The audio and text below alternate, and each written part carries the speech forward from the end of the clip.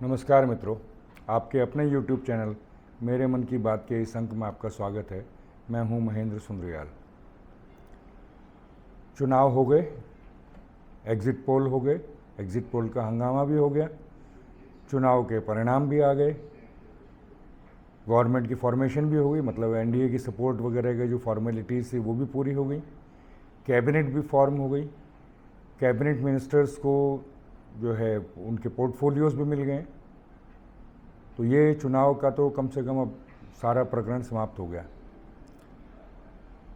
अब कुछ कहने को कुछ बाकी वैसे रहा नहीं था, पर मेरे मित्रों ने जो है कहा कि नहीं, आप जो है दो चीज़ों पे चर्चा अवश्य कीजिए। एक तो इस चुनाव में कुछ लोगों की जीत या तथाकथित जीत, कुछ लोगों की हार या तथाकथित हार, उसके कारण क्या रहे होंगे, इस पर अपना मत बताइए। और दूसरा, भविष्य में क्या होने वाला है, ये गवर्नमेंट कैसे काम करेगी, अपोजिशन क्या करेगी, और भारत का क्या होगा, भारत का जो है अंतर्राष्ट्रीय मंचों पर जो है वो क्या प्रभाव रहेगा, कम होगा, ज़्यादा होगा, ये सब बताने के लिए, अपना मत रखने के लिए कहा है। तो आज उन्हीं विषयों पर करते हैं। लंबा हो जाएगा तो दो जो हैं एपिसोड में कर लेंगे। मेरा ख्याल है इस वाले एपिसोड में केवल हम चर्चा करेंगे कि तथाकथित जीत और तथाकथित हार क्यों हुई, कैसे हुई।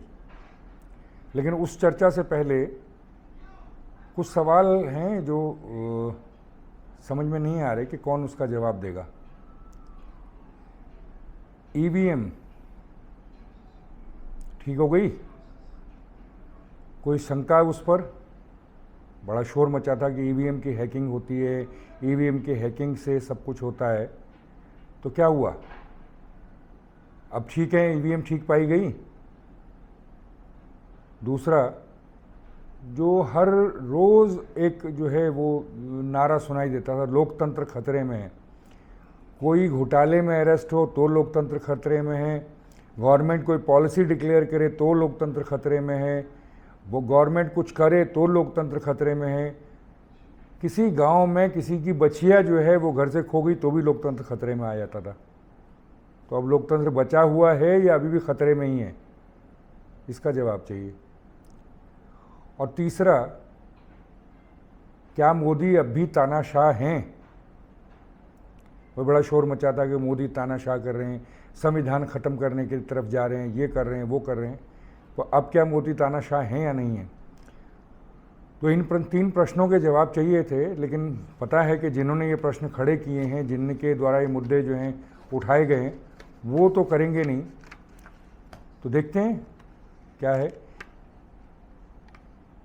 अब तथाकथित जीत, कांग्रेस को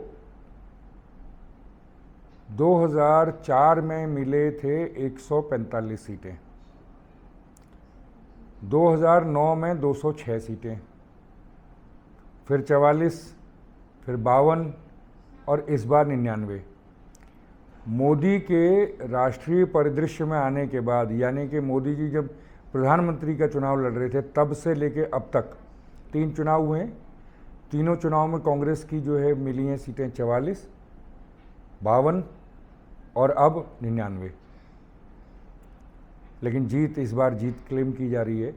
आपने वो वीडियो देखा होगा, मुझे मिलता है तो मैं आपको दिखाता हूँ अभी, जिसमें वो सुप्रिया श्रीनेत जो हैं वो कांग्रेस ऑफिस में जो है वो हाथ लहराते हुए चल रही हैं। तब से 4 तारीख की शाम से, दोपहर बाद से लेके, बल्कि दोपहर से 4 तारीख की दोपहर से आज हम 11 तारीख में बैठे हैं, अभी तक जो है वो नारा चल रहा है, युवराज की जय हो, युवराज की जय हो, शहजादा जिंदाबाद। तो ये उनकी तथाकथित जीत हुई है क्या। और फिर अगर जीत हुई है तो कारण क्या है। अभी भी बीजेपी के 240 से ऊपर सांसद हैं। एनडीए जो गठबंधन जो चुनाव से पहले ही बन गया था, इन्होंने इंडी गठबंधन बनाया, उनका एनडीए गठबंधन 2000 से पहले से चल रहा है, वो गठबंधन को 295 से ऊपर सीटें मिली हैं, या 293 हैं या 95 हैं। इनकी 232 ही हैं, लेकिन जीत ये गए हैं। तो ये झूठा दंभ, कि झूठा क्लेम, ये बेसिकली कांग्रेस के बारे में कुछ भी कहने की ज़रूरत नहीं है, यही चीज़ें बता दीजिए कि ये झूठा क्लेम जो जीत का कर रहे हैं ये इस। लेकिन अगर चुनाव के उससे देखा जाए कि चुनाव में क्या क्या हुआ, तो कांग्रेस की स्ट्रेटजी क्या थी, मैं पहले भी कई बार वीडियो में अपने वीडियोज़ में बता चुका हूँ, कह चुका हूँ, और बाकी सारे विशेषज्ञ जो हैं, जो लोग बताते हैं, जो साइकोलॉजिस्ट हैं या राजनीतिक विशेषज्ञ जो मंचों पर आते हैं, टीवी पर आते हैं, वो बार बार ये कहते हैं कि दो, हालांकि इतने साफ शब्दों में नहीं कहते, लेकिन मैं तो साफ ही कहता हूँ कि कांग्रेस की स्ट्रेटजी दो उसके स्तंभ थे। पहला कि मोदी का आभा मंडल तोड़िए, इसमें इस बार वो सफल हो गए। टूटा नहीं है आभा मंडल पूरा, लेकिन दरक जरूर गया है, उस पर कुछ छींटे जरूर पड़ गए हैं। दूसरा कि मुसलमानों के एकमुश्त वोट कांग्रेस को या इंडी गठबंधन को पड़े और हिंदू विभाजित रहे। मुस्लिमों का तो मान के चल रहे हैं, हम भी मान के चल रहे थे, वो भी मान के चल रहे थे, बीजेपी भी मान के चल रही थी, कांग्रेस भी और इंडी वाले भी चल रहे थे, मान के चल रहे थे कि मुस्लिमों के वोट तो बीजेपी को मिलने नहीं है, कभी नहीं मिलेंगे। तो रह गई थी बात सिर्फ हिंदुओं को डिवाइड करने की, हिंदुओं को विभाजन करने की।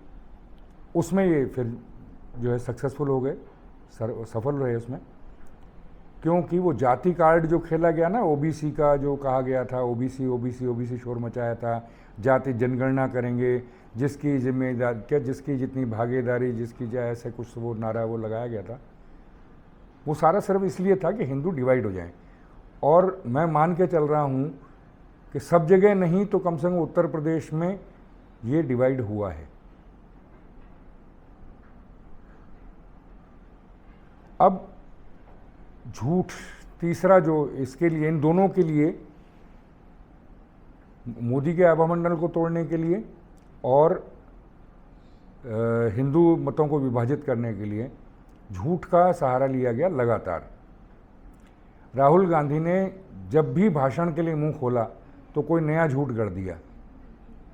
बाद में उसके जो प्रवक्ता हैं, बाकी जो फॉलोअर्स हैं, वो उसको रफू करते रहे, कभी कर पाए कभी नहीं कर पाए, लेकिन कोशिश करते रहे, लेकिन झूठ उन्होंने हर बार बोला। इस बार एक विचित्र सा है, लेकिन पिछली बार उतने लेवल पे नहीं हुआ जो इस बार हुआ, कि सोशल मीडिया पर कांग्रेस का पूरा कब्जा रहा है। झूठ को फैलाने के लिए सोशल मीडिया, क्योंकि मेन स्ट्रीम मीडिया है उस पर तो नहीं चली उतनी, उसके कुछ ही चैनल इनके कब्जे में आए, लेकिन सोशल मीडिया पर टोटली, चाहे वो ट्विटर जिसको एक्स कहते हैं आजकल, चाहे सोशल उसका मीडिया का यूट्यूब हो गया, फेसबुक हो गया, इस पर कांग्रेसियों का, इंडी गठबंधन वालों का पूरा कब्जा रहा, विशेषकर कांग्रेस का रहा। इनके समर्थन में जो है बहुत अथक परिश्रम किया रविश कुमार ने, अजीत अंजुम ने, अभिसार शर्मा ने, पुण्य प्रसून वाजपेयी ने, इन सब ने जो है बहुत परिश्रम किया। और फिर इंपोर्ट किया गया जर्मनी से, तो उसने भी जो है वीडियो बनाए, बहुत परिश्रम किया। झूठ, लगातार झूठ, अर्ध सत्य बोले, सत्य के जो है आंकड़ों को कभी इधर मरोड़ा कभी उधर मरोड़ा, और एक भ्रम फैलाया जिसमें वो कामयाब रहे पूरी तरह सब। मुस्लिमों के एक मुश्त वोट बीजेपी को ना मिलें, इसके लिए परिश्रम किया। जो लेफ्ट लिबरल्स हैं उनके बहुत सारे हैंडल्स हैं ट्विटर पे, सोशल मीडिया उस पर, यूट्यूब पे, फेसबुक पे, उनके द्वारा आरफा खानम शेरवानी जैसी जो हैं वो लगातार वीडियो डालती रहीं, लगातार बोलती रहीं, लगातार ट्वीट करती रहीं कि किसी भी सूरत में बीजेपी को वोट मत दीजिएगा। और अल्टीमेटली सलमान खुर्शीद की भांजी या भतीजी जो भी है, उसने वोट जिहाद का नारा दिया और वो वोट जिहाद हुआ। जिस बात ने सबसे ज़्यादा उत्तर प्रदेश में फ़र्क डाला वो था अकेला एक झूठ कि भाजपा जो है वो आरक्षण ख़त्म करने जा रही है। लोग गलीबल हैं, लोग सीधे हैं, नहीं समझ पाते कि ये झूठ है। और बीजेपी की फेल्योर ये रही कि इस झूठ को जो उसका तोड़ था, उसका जो सच था वो बताने में उनसे पहले विलंब हुआ और बाद में वो नीचे तक परकोलेट नहीं हुआ। आम जनमानस तक, आम जो वोटर है, जो मतदाता है, उस तक वो उनका झूठ का जो आवरण हटा के सच बताना वो बीजेपी नहीं कर पाई। तो ये उत्तर प्रदेश में उसके मुख्य कारण रहे। तो इस तरह से कांग्रेस ने अपनी जो रणनीति बनाई थी उसमें वो सफल हुए।